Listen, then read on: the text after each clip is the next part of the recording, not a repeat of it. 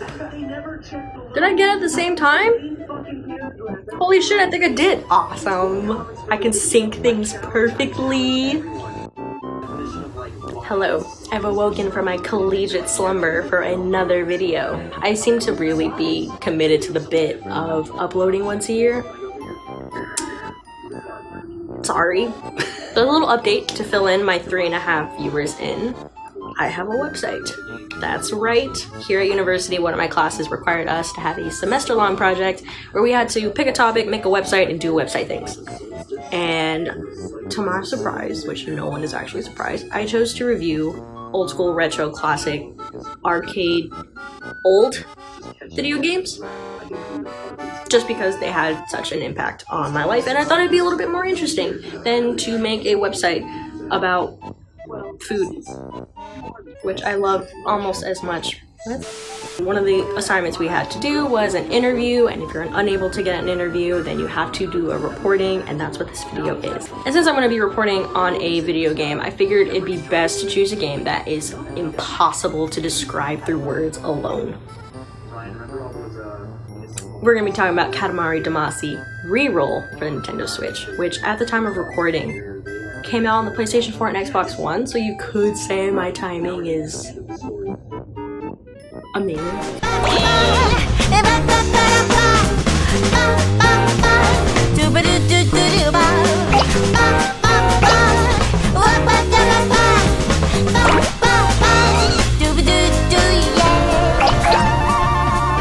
I've been meaning to play this game for a while now, to be completely honest.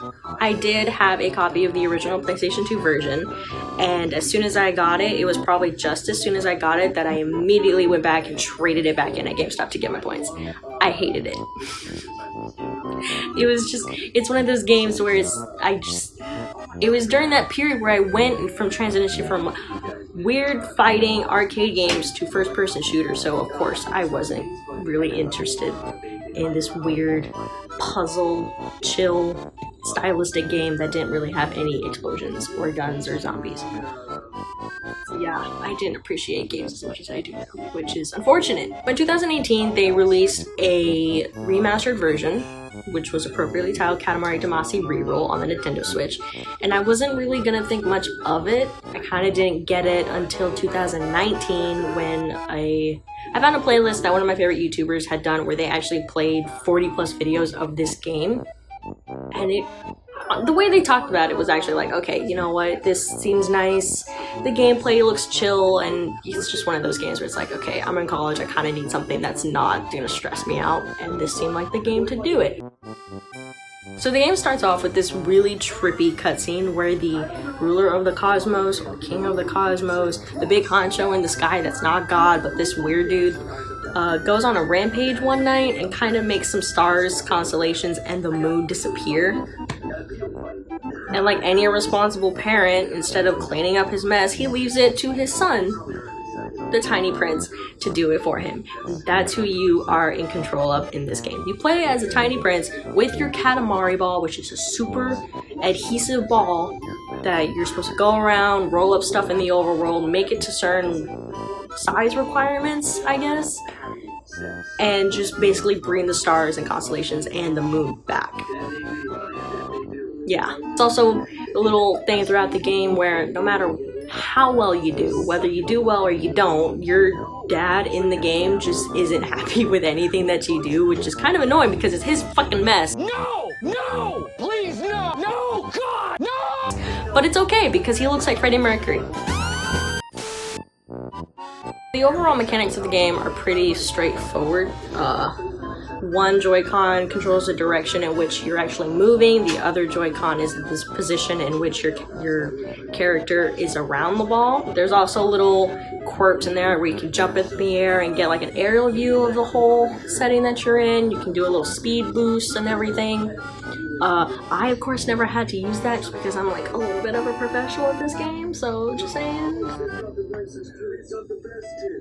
Yep. Now each stage has its own requirements, so certain ones are timed, certain ones require certain items, have certain restrictions, certain sizes you have to meet. You have to get it to a certain size in a certain amount of time.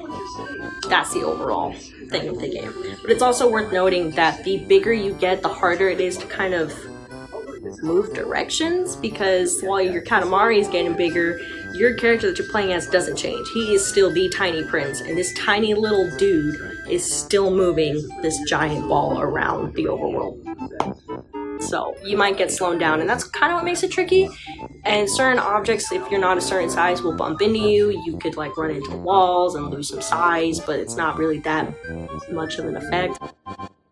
What makes Katamari stand out from other games, and also other remasters, is that it really stays true to the original. It's not that different from the original in any sense. It's a completely stylistic game. While you are playing on Earth and you are seeing Earth-like items like cars, animals, people, food, whatever, they don't try to make it look realistic. You know you're in Japan, but you don't know really what the heck you're looking at, because everything is so geometrically shaped with soft pastel colors. They're bright, they're not super critical, there's no harsh lines.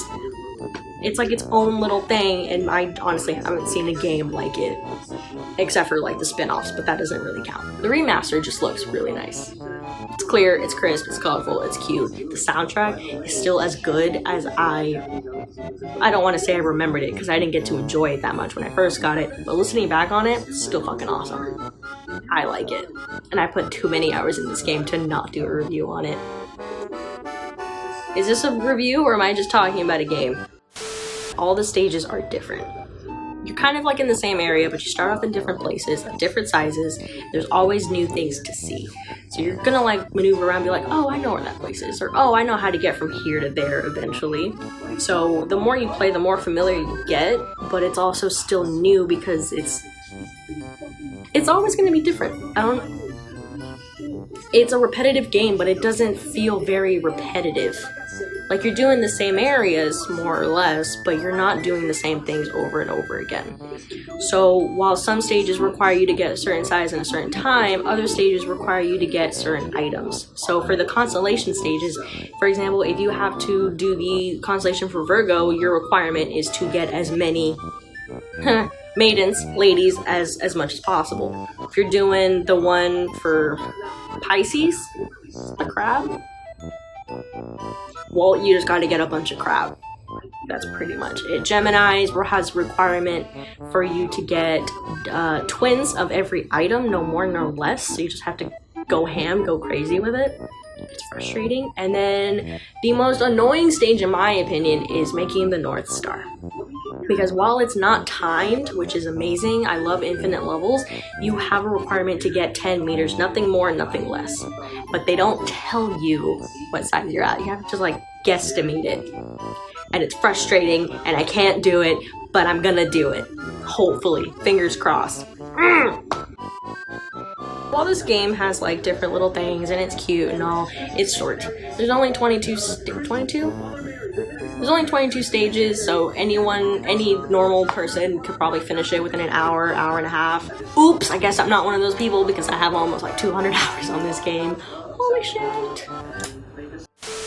It was an interesting game. It wasn't bad. It wasn't super good, but it also wasn't bad. I mean, I enjoyed it. When I first played it, I thought it was amazing. Now I kind of just played just to kill some time. See if I can beat my scores, just a little casual game. And I think that's really what this game is. It's stylistic, it's different, it's got a good soundtrack just for any occasion, and it's just a nice little pastime game. I wish they did add more in terms of the remaster for the Nintendo Switch for Karamari Damacy REROLL. An infinite mode would have been nice, maybe some little additives if they had done it for the PlayStation 2 version, I don't know. But the game did come out 2 years ago on the Nintendo Switch, and it was just released for the newer, well, previous generation consoles. So there might be a chance in the future we'll get We Love Katamari, Dance of Katamari, all the other Katamari games, I don't know. But we'll see. Hopefully. Why is this already at 14 minutes?